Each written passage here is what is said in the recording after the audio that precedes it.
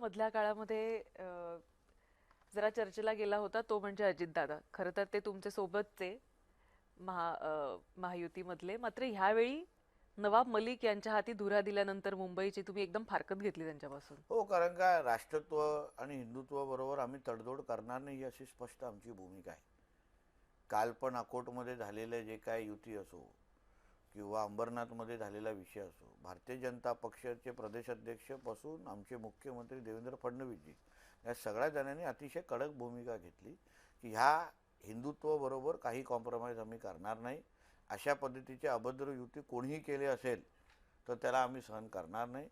तुम्ही कोकणात आहात, आपल्या कोकणामध्ये जेव्हा आंब्याच्या पेट्या आपण पाठवतो तर एक दोन सडके जेव्हा आंबे असतात ना त्यांना आपण काढून बाहेर फेकतो.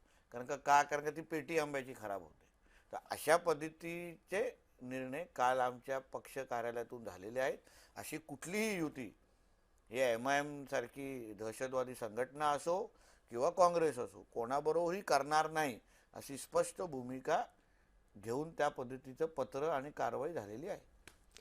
बरं, हे सगळं होत असताना पिंपरीमध्ये नुकतंच अजितदादांनी काही स्टेटमेंट्स केलेले आहेत. भ्रष्टाचाराचे भाजपवर गंभीर आरोप केलेत. म्हणजे एकीकडे सरकारमध्ये राहायचं आणि दुसरीकडे असे आरोप करायचे. कसं बघता याकडे? ठीक आहे, आता महायुती म्हणून आम्ही राज्यामध्ये एकत्र आहोत. आम्हाला एकत्र मॅन्डेट या राज्याच्या जनतेने दिलेला आहे आणि म्हणून त्या दृष्टिकोनातून अगर निवडणुकीमध्ये असे काय आरोप प्रत्यारोप होत असतील तर आमचे तिन्ही नेते प्रगल्भ आहेत.